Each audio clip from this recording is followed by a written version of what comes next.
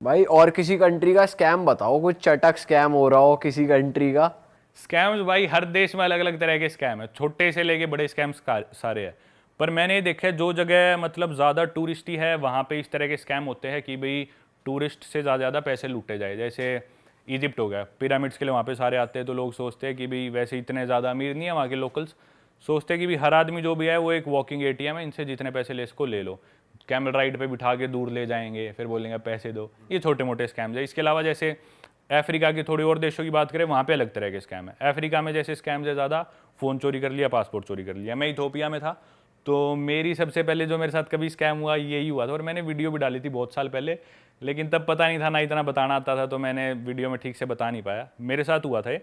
Ethiopia दरअसल eastern Africa में एक कंट्री है, कैपिटल सिटी उसकी एडिस अबाबा है। वहाँ पे क्या करते हैं कि टूरिस्ट का फ़ोन और पासपोर्ट चुराए जाते हैं। मतलब आप सड़क पे बाहर निकले हो तो मोस्ट लाइकली आपका पासपोर्ट और फ़ोन चोरी होएगा ही होएगा, और आपको पता भी नहीं चलेगा वो कैसे चुरा लेते। इतने प्रोफेशनल हैं भाई वो बंदे। अच्छा जी। हाँ, मतलब मेरा एक साथ क्या किस्सा हुआ, रात को मैं चल रहा था, लकीली मेरा पासपोर्ट नहीं था जेब में। नहीं वो पासपोर्ट चुराते, फ़ोन चुराते, फिर आप सोचोगे मेरा फ़ोन चोरी हो गया, आप किसी का फ़ोन लेके अपने फ़ोन पे कॉल करोगे, वहाँ से वो कॉल उठाएंगे, बोलेंगे हाँ आपका फ़ोन हमारे पास है, आपका पासपोर्ट भी हमारे पास है, फ़ोन के इतने डॉलर, पासपोर्ट के $500 या जो भी वो पैसे मांगते हैं, फिर 50-60-70 हज़ार रुपये, लाख रुपये इंडिया के, क्योंकि फंस के खड़ा हो जाए आदमी बिना पासपोर्ट के, मजबूरी में फ़ोन के, तो आदमी दे भी देता है। आपने दिए फिर? नहीं वही तो हुआ, तो मैं रात को चलने लग रहा। लकीली वो ना उस ट्रिप पे मैंने यूट्यूब जर्नी अपनी शुरू करी थी, तो मेरे साथ मेरे दो भाई गए थे, एक मामा का लड़का, एक चाचा का लड़का। मामा वाला लड़का मेरा तगड़ा सा है, और उसको हालांकि मैंने बताया भी नहीं था कि हम कहाँ जा रहे हैं, उसे बस यूँ बोला था फॉरेन जा रहे हैं। वो सोच रहा था जाते ही कि भी कहीं बिकनी विकनी में लड़कियां दिखेंगी, बीचीज होंगे, गोरे लोग दिखेंगे। इथोपिया एयरपोर्ट पे बाहर लैंड होते ही उसने कुछ रिसर्च नहीं करी, तो वो उन लोगों को देख के, अब हमारे मन में तो ये कि हर काला आदमी कोई चोरो चक्का है, अपने इंडिया का माइंडसेट, वो सारे ब्लैक्स आए बाहर एयरपोर्ट भाई में। लेकिन जब आप इथोपिया जा रहे थे आपको मालूम थोड़ी होगी इतनी इजीली, मतलब इतना आम है यहाँ पे चोरी होना फोन वगैरह? हाँ तब नहीं बता, टाइम नहीं मालूम होगा ना नहीं आपको? बता था, वो तो वहां जाके ही हुआ। हाँ। तो बस वो बाहर निकलती, उसने वो काले लोग देखे एयरपोर्ट के बाहर, तो वो उन पे चीख रहा है, इनको शर्म नहीं आती, जुग्गी वालों को एयरपोर्ट के बाहर आके रहने लग रहे। वो भाई कह रहे, अब मैं उसे क्या बताऊं, वो मेरे को ही गुस्सा देसी करे। बालक तो ऐसी रहे यार, सीधा सीधा। अब मैं उसे बता दूं भैया सारे ऐसे, तो मेरे पे गुस्सा करे। मैंने थोड़ी देर और कंट्रोल करा, फिर बोला कि यार वो बीच बीच बड़ी बिल्डिंग कहाँ छुपी हुई है, दिख नहीं रही। फिर एंड में होटल में पहुंच गए, कुछ नहीं मिला उसे, फिर उसे सच्चाई पता चली, वो मेरे से बहुत नाराज भी हुआ। फिर मेरा बाद में फ़ोन चोरी हो गया, तो वो बहुत फ्रस्ट्रेटेड था कि भाई मेरे को कहाँ लिया और मेरे साथ ये क्या होने लग रहा है, ऊपर से फ़ोन भी चोरी हो गया ऐसी जगह आगे। मैं सड़क पे चल रहा, रात के 11 बजे का टाइम, मेरे वो दो भाई साथ थे, और 2 सब्सक्राइबर मिल गए मेरे को। कुदरती नया ही चैनल बनाया था, फिर भी 2 सब्सक्राइबर मिल गए, जयपुर के थे वो भाई। पता भी नहीं चला, एक वहाँ पे ना दुकान थी, उस दुकान में क्या करते हैं, गाय का कच्चा मांस खाते हो। एक बड़ी सी दुकान, और उसमें गाय लटका रखी, बिल्कुल कच्चा मांस उसका वो खा रहे, और दूर से वो ऐसे दिख रही मेरे को। वो जो जयपुर वाला जो मेरा सब्सक्राइबर था उसने बताया कि वहाँ पे ऐसे ऐसे होता है। तो मैंने अपना फ़ोन वोन जेब में डाल लिया, मैं खुद ही गिनाने लगी, और मैंने सोचा इसकी तो फोटो वीडियो कुछ नहीं बनाऊंगा मैं, भाई क्या चीज़ कर रहे हैं। तो मेरी नज़र ना थोड़ा उधर से थी, भाई क्या ये इन्होंने दुकान बना रखी है। पर उससे हम इग्नोर करके फिर मैं चलने लगा। मेरे पास एक आदमी आया, एक ट्रे सी लेगा, उसमें टिश्यू पेपर वगैरह थे, मेरे नज़दीक आके बोला कि भी ये चाहिए कुछ। मैंने उसे दूर से ही कर दिया, नहीं नहीं चाहिए। जहाँ तक मेरे को याद है वो मेरे से 2-3 फुट दूरी जो उसकी क्लोजेस्ट थी वो थी, और 2 सेकंड के लिए आया था। 10-15 सेकंड बाद मैंने जेब में फोन हाथ डाला तो फोन गायब, फोन ही नहीं। भाई इतना प्रोफेशनल बंदा यार, मेरे आज तक नहीं पता चला कि उसने निकाला कैसे। अकेला था वो क्या? दो अकेला बंदा था, और हम मेरे 2 भाई और 2 सब्सक्राइबर, हम 5 जने थे उस टाइम। अकेले की इतनी हिम्मत, रात के 11 बजे आए। वहां पे वो बोलते हैं कि अंधेरा होए बाद सड़क पे निकलो ही मत, ये रूल है अफ्रीका का, मोस्टली कंट्रीज का। निकल रहे तो आप बेवकूफ हो। हमने सोचा हम लड़के हैं, 5 लड़के हैं, 5 जवान है, हमें कौन क्या कहेगा। आया वो अकेला ही निकाल के ले गया, पता भी नहीं चला। उसी टाइम भाई उसमें से एक के पास आईफोन था, तो फाइंड माई आईफोन में देखा भाई मेरा फ़ोन कितनी दूर है। तो हमने, एक के पास गाड़ी थी जयपुर वाले के पास, उसकी गाड़ी में बैठे वो लोकेशन ट्रैक करी, हम उस जगह पहुंच गए। रात को 12-12:30 बज गए। अब भाई वो जगह इतनी खतरनाक, रात को सन्नाटा, सारे दारू पिए हुए लोग, अफ्रीका वैसी सब खतरनाक इलाका।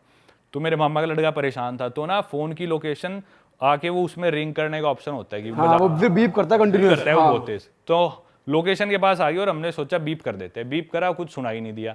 तो एक आदमी गुजरने लग रहा था दारू पी के, तो मेरे मामा के लड़के को मैं बोला शायद इसके पास है। मैंने बस शायद ही बोला था भाई, उसने जाके पकड़ी, उसको मारना शुरू कर दिया। वो पिटा भाई बहुत फुल कुछ कर दिया भाई। हाँ उन्हीं के इलाके में, और भाई एक आदमी दारू पी रहा, उसे पीटना शुरू कर दिया उसने। भाई वहाँ भीड़ सी इकट्ठी होगी ऐसे ऐसे। फिर एक लेडी आई, उस लेडी पे हमने थोड़ा ट्रस्ट करा, क्योंकि उसके हाथ में बच्चा था। हमने सोचा क्यों झूठ बोलेगी। तो ये बोली तुम्हारा फ़ोन चोरी हुआ होगा। हम बोले हाँ ना, वो इंग्लिश नहीं आती बिल्कुल भी, इशारों में जो बात हुई। तो बोली अंदर एक गली है, उस गली में जाओ, वहाँ पे रहते हैं वो जो जिन्होंने चुराया होगा। अब रात को हम गए, बिल्कुल सुनसान गलियों में घुस गए। अब उनका इलाका और मेन रोड से बहुत दूर है, हम बिल्कुल गलियों में, और हमें पता था भाई हो सकता है हम यहाँ से वापस ही ना लौट पाए, ऐसा इलाका। भाई घुसे, एक कमरा सा था, अंदर से शोर आ रहा था, तो हमने सोचा इधर जाके लोगों से पूछते हैं। उस कमरे में हम घुसे तो 8-9 लड़के, जवान लड़की, दारू पी रखी, दारू पी रहे और वो स्नूकर खेल रहे, और सबके हाथ में भाई आईफोन, सैमसंग गैलेक्सी।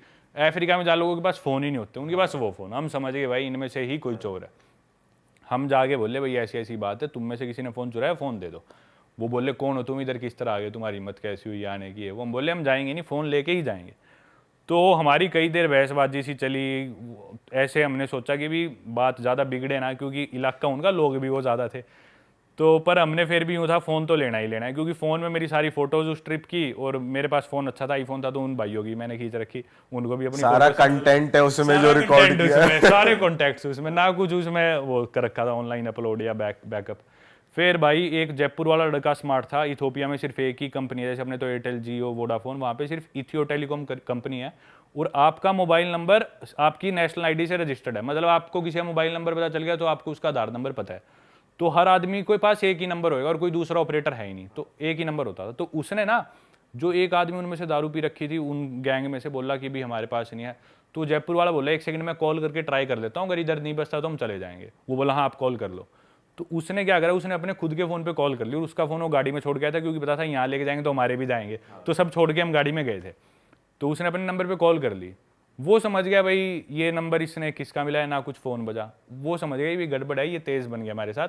अब वो हमारा कुछ करते भी है तो हमारे पास उस आदमी का नंबर है, मतलब उसकी आइडेंटिटी हमारे पास है। और वहाँ पे फ़ोन चुराने का क्राइम बहुत ज़्यादा है, लेकिन उतने ही स्ट्रिक्ट लॉज भी है। अगर आप फंस गए ना तो आपकी बेल नहीं होगी, आपको जेल हो जाएगी। लेकिन फंसते नहीं है वो, क्योंकि कौन हिम्मत करता है उनकी झुग्गियों में जाके उनसे पंगे लेने की, कोई नहीं फंसता। उन्होंने सोचा भाई अब हम फंस गए, तो तब हमारा पलड़ा थोड़ा भारी हुआ। उनसे मैंने बात करी, भाई फ़ोन दो, और ले दे के रात को उनसे फ़ोन वापस ले गए। तो ये किस्सा भाई आप हो थोड़े डेंजरस जगह पे ना, आप चले जाते हो, कुछ है सीन। क्या बात कर रहे हो कि कौन घुसता है उनके झुग्गे में? भाई आप चले गए, परमवीर भाई घुसते हैं भाई अपने। एक आम आदमी पीट दिया आपने वहाँ, भाई ने हमारे। बिना ही बात पीट दिया। वो शरीफ आदमी था, बुरा भी लगता है वैसे पर भाई हम भी शरीफ थे, हमारा फ़ोन क्यों चुराया? सही बात है भाई, ये भी बात मुक्के सही मार दिए भाई ने। अरे उसने बहुत मारे यार। वो है भी ऐसा, वो देसी आड़ू जान नहीं होती, वो उस टाइप का है, बिल्कुल दूध दही खाना सिर्फ, और उसे लड़वा लो बस, ऐसा है वो। और वो तैयार बैठा था मुझे कोई चाहिए गुस्सा उतारने के लिए। वो उसने इतना पिटा यार, सड़क पे उनके लोकल भी इकट्ठे हो गए, छोड़ दो इसे मरेगा ये बहुत कैड़ा लगा होगा उस बंदे अरे को। भाई बहुत मारे उसके, उससे उठा ही नहीं जा रहा था आखिरी में, पता नहीं कैसे लेके भाई गए। ये खासियत है हम देसियों की, कहीं जाके लठ काट दें जा। और वो उसे हिंदी में लग रहा, वो हरियाणवी में। अब मैं, वो मेरा भाई इतना देसी, मैं बोलता भाई इधर इंग्लिश नहीं बोल, इंग्लिश ही समझ में आएगी, हिंदी कौन समझेगा? बोला ये सारी समझे, काट फोन काट और वो भाई उसकी गुद्दी पकड़ रखी अफ्रीकन की, और सारी समझे, बैंड फोन काट दे, नहीं बताऊंगा। वाह भाई ये नहीं समझ रहा, इंग्लिश में बोलते समझ तो लेगा अगला। सारी समझे बैंड बेरे, हमने ही निकाला शाना बनाए हो, गुना शाना बन रहे हो। और भाई उसके एक बात बोल ले हरियाणवी में, एक मुक्का, एक गाड़ी पे एक मुक्का भाई वो बिल्कुल सनी देओल बन रहा। को आप निकलो ही किस्मत माता मेरी अभी खेलने। तक बहुत अच्छी है कि मेरी 2 बार मैं रॉब्ड हुआ हूँ।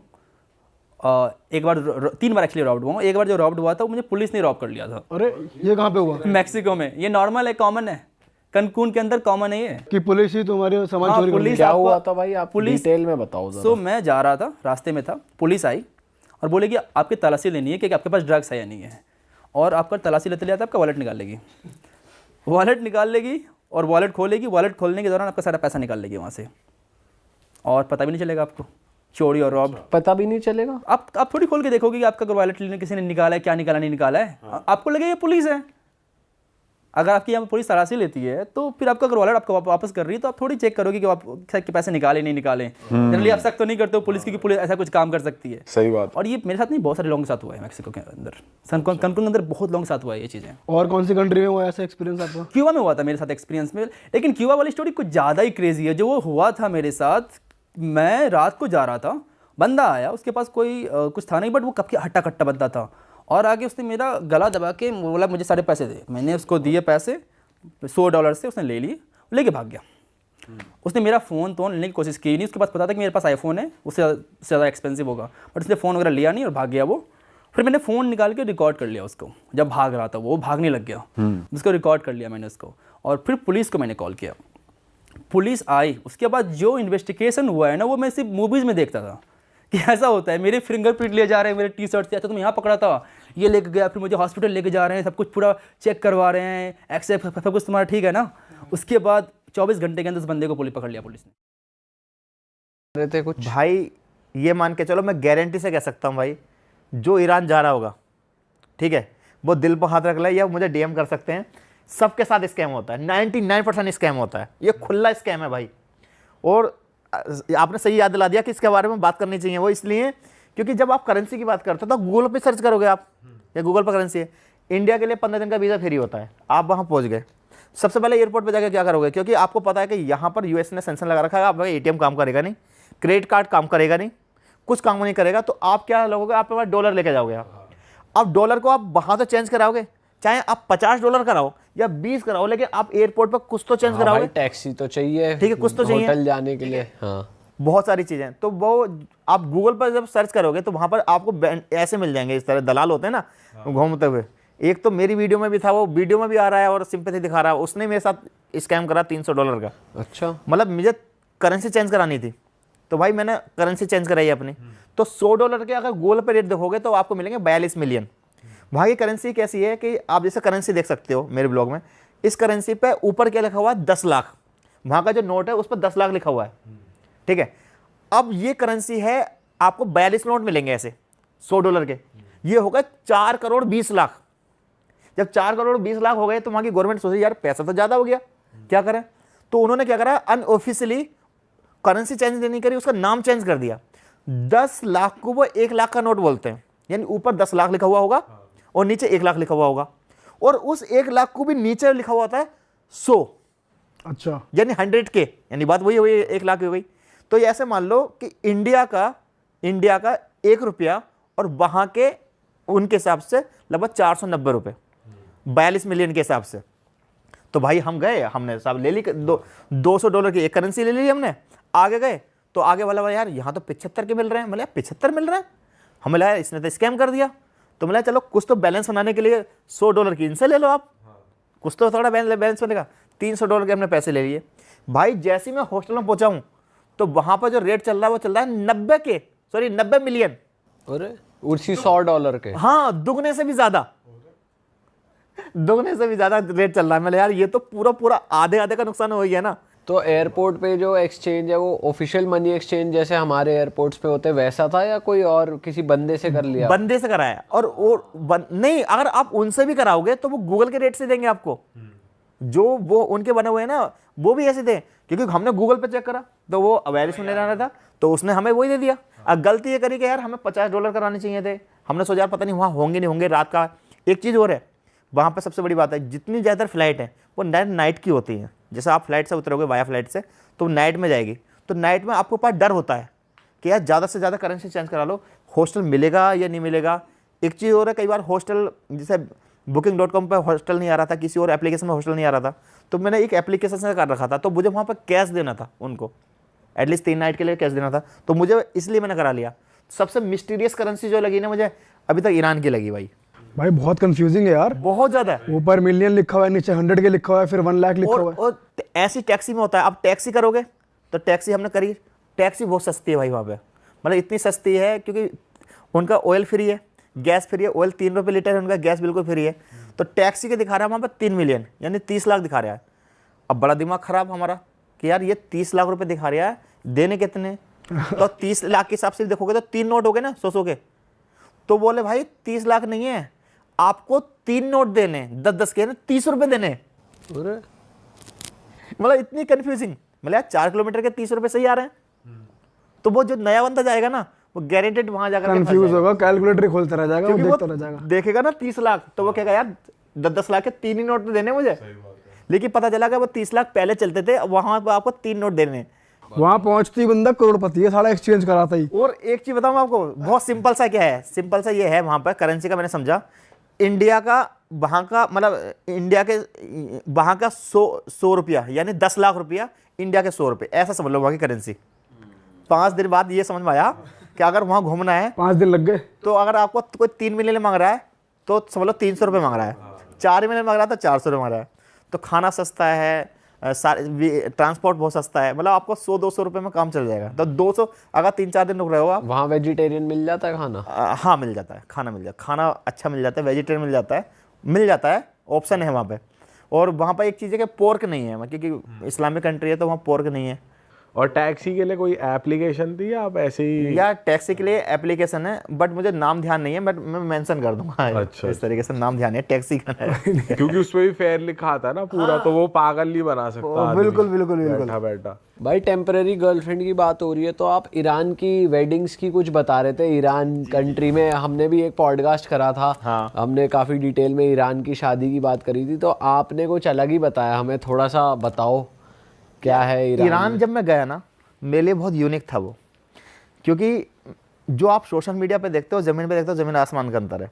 मैं वहाँ हॉस्टल पर हुआ था तेहरान में, तो मैंने पहली कंट्री देखी कि मुझे वहाँ नमाज के लिए ना जानमाज भी नहीं मिला, मस्जिद भी नहीं मिली। बोले यार ये तो ऑलमोस्ट इस समय लोग कहते हैं रिप्रेजेंट कर रहा है ये, ठीक है, और अमेरिका को जवाब दे रहा है। यहाँ ये कल्चर कैसा है? तो जब मैंने वहाँ समझने की कोशिश करी तो वहाँ पर मैं बहुत लड़कियों से मिला, और जहाँ पर मैंने उनसे शादी के बारे में डिस्कस बात करी वहाँ पर, तो ऑलमोस्ट वहाँ पर ना क्या है, 3 कल्चर है। एक तो वाइट मैरिज है, और वहाँ पे एक टेम्परेरी मैरिज है, ये ज़्यादा है वहाँ पर। तो वाइट मैरिज क्या है कि एग्जैक्टली लिव इन रिलेशनशिप जो यूरोप में चल रहा है, सेम वही, कोई एग्रीमेंट नहीं, कोई दिक्कत नहीं, कोई डॉक्यूमेंट नहीं, शादी कर रहे हैं अपनी वो, ठीक है। दूसरा जो है इनका टेम्परेरी मैरिज, इसको जानना ज़रूरी है। टेम्परेरी मैरिज ये है कि वो लोग शादी करते हैं कुछ दिन के लिए, लाइक 6 दिन के लिए, 8 दिन के लिए, 1 साल के लिए, 1.5 साल के लिए, 2 साल के लिए, और इसे वो टेम्परेरी मैच करते हैं। ये लीगल है? यार लीगल है उनके लिए। वो किस चीज़ का सहारा लेते हैं मैं आपको बताऊं, एक निकाय मुता होता है जिसको इस्लाम एक्सेप्ट नहीं करता, और एक्चुअली वो भी अपने आप को मुसलमान मानते हैं। तो ये चीज़ समझनी ज़रूरी है कि वो क्या करते हैं। जैसे यहाँ के होटल का जो कल्चर है, ईरान का जो लॉ है वो बहुत सख्त है कानून। वहाँ पर नाइट लाइफ के नाम पर ना उनके पास कुछ भी नहीं है, मतलब लड़का और लड़की एक साथ अगर कहीं देख रहे होंगे ना, तो वो जगह ट्रांसपेरेंसी होनी चाहिए। लाइक केबिन में खाना खा रहे हैं ना, तो शीशे लगे होने चाहिए, जहाँ पर मतलब एकांत में नहीं रह सकते आप वहाँ। और वहाँ पे हमने ऐसा सुना है कि मॉरल पुलिस भी होती है जो आके पूछ सकती है ये लड़का कौन है, ये लड़की कौन है। डेटिंग कल्चर नहीं है वहाँ। लाइक जैसे वहाँ पर 18 साल के वालिद हो गए आप, लड़का लड़की अगर होटल में जाना चाहे तो उन्हें प्रूफ करना पड़ेगा कि वो मैरिड है, इसीलिए वो 6 दिन की शादियां कर रहे हैं। हाँ, मतलब उस चीज़ को मतलब जाने के लिए, होटल में एंट्री लेने के लिए वो शादी करते हैं। और वो ब्लेम क्या लगाते हैं कि ये इस्लाम का हिस्सा है। भाई इस्लाम का हिस्सा नहीं है। मैं इसको क्लियर करना चाहता हूँ, आपके पॉडकास्ट है वो इसलिए हैं क्योंकि एक चीज़ बताइए, ईरान में क्यों हो रहा है, ये बहरीन में क्यों नहीं हो रहा, सऊदी अरब में क्यों नहीं हो रहा, दुबई में क्यों नहीं हो रहा, इजिप्ट में क्यों नहीं हो रहा, मोरक्को में क्यों नहीं हो रहा, युगांडा, जहाँ पर जितनी भी मुस्लिम कंट्री है, 57 मुस्लिम कंट्री है, 56 कंट्रियों में क्यों नहीं हो रहा। ये सिर्फ जो हो रहा है सिर्फ ईरान में क्यों हो रहा है, पहली चीज़। दूसरी चीज़, जितने भी आप पॉडकास्ट देखोगे, जितने भी यूट्यूबर्स को देखोगे, जो लोग निकाह मोता को प्रमोट करते हैं और वे कहते हैं कि निकाह मोता एक्चुअली इस्लाम का हिस्सा है, तो आप एक चीज़ देखना, जितने भी यूट्यूबर्स उनकी वीडियो बना रहे हैं, क्या उसने बुर्का पहन रखा है लड़की ने? नहीं। क्या उसने रोज़ा रख रखा है? नहीं। क्या उसने नमाज रख रखा है? नहीं। भाई इस्लाम की जो आइडेंटिटी है वो नमाज और रोज़ा ही तो है, बुर्का ही तो है। तो एग्जैक्टली ये वो चीज़ है कि ये लोग इस्लाम को मानते ही नहीं है। ये बाय बर्थ तो इस्लाम में पैदा हुए, बट ये इस्लाम को मानते नहीं है। अब जब निकाह मुता की बात कर रहे हैं तो ये क्लियर करना ज़रूरी है कि ये हम में से नहीं है, क्योंकि जो हम सुन्नी मुस्लिम हैं वो इसको एक्सेप्ट नहीं करते। यहाँ तक जो अहले हदीस है वो भी नहीं मानते। हमारे प्यारे आका के दौर में इसको रोक दिया गया था, वो है ही नहीं। सिर्फ जो मानते, आई एम सॉरी टू से, मैं नहीं सिया सुन्नी वाली बात नहीं करना चाहता, बट वहाँ के लोग ही करते हैं। और जो अगर कोई उलेमा इसको सपोर्ट भी कर रहा है तो वो सिया समुदाय से ही है, कोई और नहीं कर रहा। मैं उन पर ब्लेम नहीं लगा रहा, अच्छे बुरे लोग हर जगह होते हैं, लेकिन इससे अलावा आप खुद देखिए ना कि आप भी पॉडकास्ट कर चुके हैं, ये चीज़ें ईरान में क्यों मिलती हैं, किसी और कंट्री में क्यों मिलने तैयार नहीं है। होता ना, मैंने बहुत सारी वीडियो देखी कि यार लोग इस्लाम छोड़ रहे हैं। भाई वो एक्चुअल में इस्लाम है ही नहीं। ये सेम वही चीज़ हो गई कि मुझे नहीं कहना चाहिए कि जैसे सनी लियोनी है, वो सिवाज क्या थी, वो अब वो साड़ी पहनती है। कोई यूरोप का बंदा आए और वो कहे साड़ी पहन करके, देखो भारत का कल्चर ये है, तो भारत का कल्चर तो ये नहीं है ना। एक लड़की पूरे इंडिया का कल्चर रिप्रेजेंट नहीं करेगी साड़ी पहन करके। सेम इसी तरीके से जो वो कर रही हैं लड़कियां सिर्फ जिना के लिए। जिना समझते हो आप? मतलब जिना जो होता है, हम कुछ कह नहीं पा रहे क्योंकि हमें नॉलेज नहीं है। जिना एग्जैक्टली रोमांस के लिए और शादी से पहले वो चीज़ करने के लिए। अच्छा। ये लोग सिर्फ होटल में एंट्री पाने के लिए इस चीज़ को करते हैं। और ये बताना इसलिए ज़रूरी है कि भाई ये हम में से नहीं है, दुनिया को बताना ज़रूरी है। क्यों और वो कितने दिन तक वैलिड होता है? भाई? वो तो 6 दिन, 8 दिन, 10 दिन, 12 दिन, 15 दिन, 1 साल, 1.5 साल। पर उस कंट्री में ये करना लीगल है, मतलब वो हाँ, कोई क्राइम हाँ, नहीं है। हाँ हाँ ओके, ये है वहाँ पे। ठीक है। तो वहाँ ये सिर्फ सेक्सुअल नीड्स के लिए और इनके लिए चल रहा है। ये सिर्फ वही चल रहा है। और ऐसा भी आप बता रहे थे कि बाहर के लोगों से क्यों कर रहे हैं शादी? हाँ, क्योंकि देखो यार एग्जैक्टली वहाँ पर सख्तियाँ तो है, जैसे मैंने नाइट लाइफ के नाम पे कुछ भी नहीं है। और होता क्या है कि एक कंट्री है वहाँ पर कुछ भी नहीं है, और अगर आपको बाहर का एक्सेस नहीं है, बाहर का पता नहीं दुनिया में क्या चल रहा है, तो आपको कोई दिक्कत नहीं है। लेकिन जब आप सुनते हो कि यार दुबई, यार यहाँ की नाइट लाइफ, जब आप सुनते हो वियतनाम, यहाँ की नाइट लाइफ, थाईलैंड, यहाँ की नाइट लाइफ, तो आपका मन करता है यार वो चीज़ करने का, क्योंकि आपके पास सोशल मीडिया का एक्सेस तो है ही ना। तो आप क्या करोगे? फिर आप बाहर जाना चाहोगे। वहाँ पर अभी अब फाइनेंशियली क्राइसिस बहुत ज़्यादा है, अब यूएस ने सेंसन लगा रखा है, वहाँ पर करेंसी बहुत डाउन हो चुकी है वहाँ पर। तो वो वहाँ के कुछ लोग जो है इस तरह के, वो वहाँ से निकलना चाहते हैं एग्जैक्टली। अब उसके लिए वो क्या करते हैं कि उन्हें एक ऐसा पासपोर्ट चाहिए या ऐसा बंदा चाहिए जिसकी एक इमेज हो। और आप देखोगे एशिया में, एशिया के अल्हम्दुलिल्लाह हर जगह इंडिया की पासपोर्ट की इज्जत है compare to like Pakistan, Bangladesh या अफगानिस्तान, पासपोर्ट की है। तो वहाँ पर आप देखोगे कि अभी आप देखोगे जो शादियाँ हो रही हैं या इंडिया के लोग शादी कर रहे हैं ज़्यादातर, वो रीज़न यही है कि वहाँ की लड़कियाँ वो छोड़ना चाहती हैं और वो एक ऐसा पासपोर्ट चाहती हैं या ऐसी जगह चाहती हैं जहाँ पर उन्हें आज़ादी हो। पाकिस्तान से ज़्यादा वो इंडिया को प्रेफर कर रही है वहाँ की बहुत लोग, जब मैं हॉस्टल में गया तो बहुत सारे लोग पाकिस्तानी वहाँ भरे पड़े हैं। देवर अप्रोचिंग कि यार हमें हो, लेकिन ऐसा नहीं है कि वो चलाएंगे लड़कियां, उन्हें मना कर रही है। हाँ मना कर रही हैं वो, और जो पकड़ रही हैं वो इन्हें पकड़ रही हैं। ईरान में भी मतलब आपने कुछ सीन कर दिया, वहाँ का क्या था जरा बताओ। ईरान कुछ ज़्यादा ही हो गया यार। ठीक है, ईरान में एक्चुअली मतलब डर लग गया यार मुझे। मतलब अभी मुझे लगता है पब्लिकली मैं पहली बार बात कर रहा हूँ, मेरी वीडियो में भी मैंने ठीक से बात नहीं करी है इसके बारे में। एक वीडियो अभी आएगी शायद कल परसों, ये पता नहीं ये एपिसोड कब आ रहा है, उसके आगे पीछे आएगी या कब आएगा मुझे नहीं पता। लेकिन क्या हुआ ना ईरान में कि ईरान थोड़ा भी वॉर जोन पे ही है, 10-12 साल से लगातार है ही, और अभी कुछ ज़्यादा ही इजराइल फलस्तीन के चक्कर में। तो मेरे पास थोड़ा ऐसा टूरिस्ट ना वहाँ पे ड्रोन लेके जा सकते हैं, बड़े वाला भी, बट रजिस्ट्रेशन करना पड़ता है। बट वॉर के चक्कर में रजिस्ट्रेशन प्रोसेस को उन्होंने नलीफाई कर रखा है। बट मेरे पास इधर उधर से थोड़े बहुत इफ एंड बट में हेल्प थी कि मैं लेकर के जा सकता था, क्योंकि मैं सिनेमैटिक कंटेंट बनाता हूँ, बिना ड्रोन के मेरा काम ही नहीं चलता। तो इतनी समझ मुझे है कि कहाँ क्या करना है क्या नहीं करना है, मैं खुद भी बहुत केयरफुल रहता हूँ। तो एक पोर्ट है बलूचिस्तान में, ईरान के अंदर भी एक एरिया है बलूचिस्तान। अच्छा। बलोच लोग रहते हैं वहाँ पे। Balochistan is divided in 3 parts, one goes in Afghanistan, one goes in Pakistan, one goes in Iran. Pakistan वाले बलोच के बारे में आपने भी कुछ दिन पहले सुना भी होगा, अभी कुछ दिन पहले एक ट्रेन अटैक हुआ था, so that was done by Balochis people. So it's a very sensitive area. तो बलूचिस्तान में ना ऐसे बॉर्डर है ईरान और तो बॉर्डर के इस तरफ पाकिस्तान में एक पोर्ट है ग्वादर, जो चाइना ने बनाया है। पाकिस्तान चाइना कॉरिडोर का सबसे बड़ा पार्ट है वो, और पर्शियन गल्फ का इस वक्त सबसे मेजर पोर्ट वही है, सबसे ज़्यादा वही यूज़ होता है, और वो इकलौता पोर्ट है उस एरिया में। तो सारे कंट्रीज उसी को यूज़ कर रहा है, मोनोपोली है। ईरान के पास एक पोर्ट है 40 किलोमीटर पहले इस तरफ, ईरान के साइड में बलूचिस्तान में ही, उसका नाम है चाबहार। चाबहार बहुत छोटा पोर्ट है, क्योंकि ईरान के पास पैसे नहीं, सैंक्शंस नहीं, यूएस ने दबा रखा है पूरी तरीके से, तो उसको डेवलप नहीं कर पा रहा था। तो इंडिया ने उस पोर्ट को अपने कॉन्ट्रैक्ट पे लिया है। काफ़ी टाइम से इंडिया ने उसके ऊपर ध्यान रखा हुआ है। 2013, 14, 16, 2003 में अटल बिहारी वाजपेयी के टाइम पे भी कुछ हुआ था, लेकिन अभी मेजर एक कॉन्ट्रैक्ट हुआ है ईरान और इंडिया के बीच में पिछले साल मई 2024 में। 10 साल तक India is going to take care of that port, not take care like overtake that port. उसका पूरा ऑपरेशंस, डेवलपमेंट, सब कुछ, वहाँ पे जितने भी मोबाइल क्रेन्स आए हैं, 5 आ चुके हैं, 5 और आने वाले हैं, सब इंडिया कर रहा है। So India is basically developing that port as a strategic counter point to the Gwadar port which is the Chinese port. तो इससे 2 चीज़ें हो गई, इंडिया का भी दबदबा आ गया ट्रेड में वहाँ पे, एक इंडिया का जो कॉरिडोर बन रहा है रशिया तक, यूरोप तक जाने के लिए, पूरे CIS कंट्री, अफगानिस्तान, ये सब जाने के लिए, उसका रास्ता खुल गया इंडिया के लिए। तो ये बहुत स्ट्रैटेजिक है, क्योंकि अभी तक हमको क्या होता था, बिजनेस करने के लिए पाकिस्तान के थ्रू होकर जाना पड़ता था, पाकिस्तान मना कर देता था, हमारा सारा लॉस हो जाता था, वो हमने बाईपास कर लिया। दूसरा पॉइंट ये हो गया कि चाइना का मोनोपोली नहीं रहा, बहुत सारी कंट्रीज ऑलरेडी कॉन्वर्सेशन में है इस पोर्ट पे यूज़ करने के लिए, तो मोनोपोली ख़त्म हुआ।